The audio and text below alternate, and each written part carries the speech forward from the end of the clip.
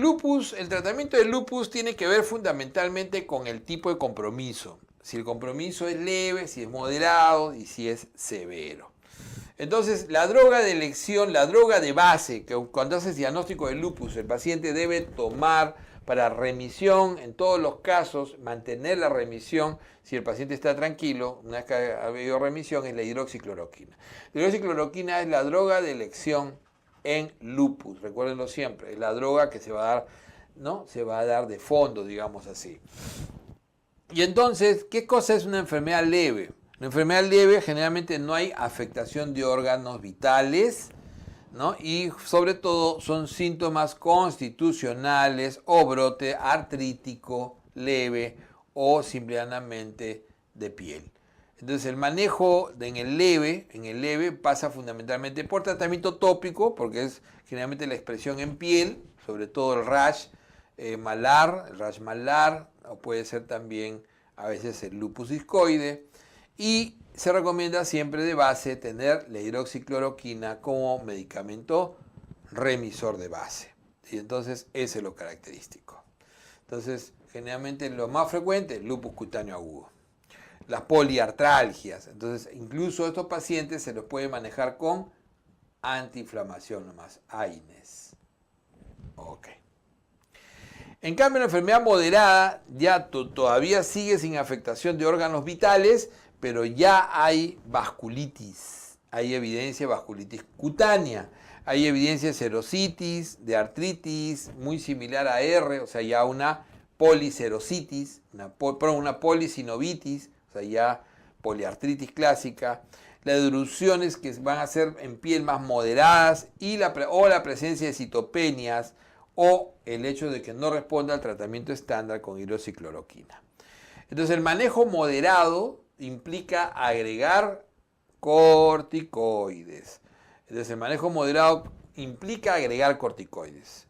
Y eso es básicamente un paciente que te está haciendo pancitopenia, que te está haciendo lesiones en piel más severas, como pueden ser sobre todo el lupus subagudo, lupus cutáneo subagudo. Por ejemplo, una poliartritis ya requiere, además de hidroxicloroquina, su corticoide.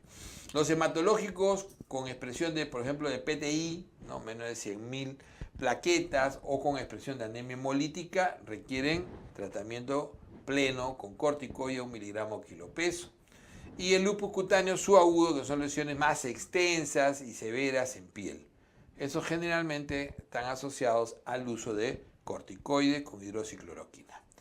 ¿Qué cosa es la enfermedad grave? Esa sí amenaza órganos vitales. Esa amenaza órganos vitales, tenemos la nefritis, tenemos la mielitis, por ejemplo, la mielitis transversa, tenemos la neumonitis, tenemos la vasculitis mesentérica, las citopenias graves, la vasculitis cerebral. Incluso la carditis son evidencias de enfermedad grave.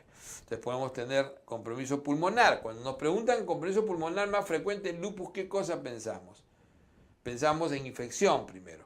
Porque recuerden que la causa más frecuente de muerte en lupus los primeros 5 años es infecciones. Y a partir del 5.º año para adelante ya tiene que ver sobre todo con complicación renal y con complicación cardiovascular.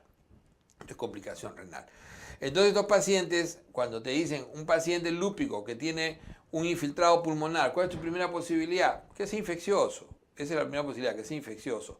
¿No? Por su inmunosupresión, por su predisposición a infecciones, especialmente de pulmón.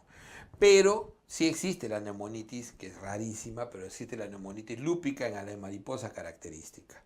Entonces, por ejemplo, vamos a tener y definitivamente va a requerir inmunosupresión. ¿Cuál es la inmunosupresión que se suele utilizar en estos casos? Siempre la inducción es con corticoides, usualmente metipronisolona de inducción, y de ahí se le da, ¿no?, con dosis altas, y de ahí se le da el inmunosupresor posterior.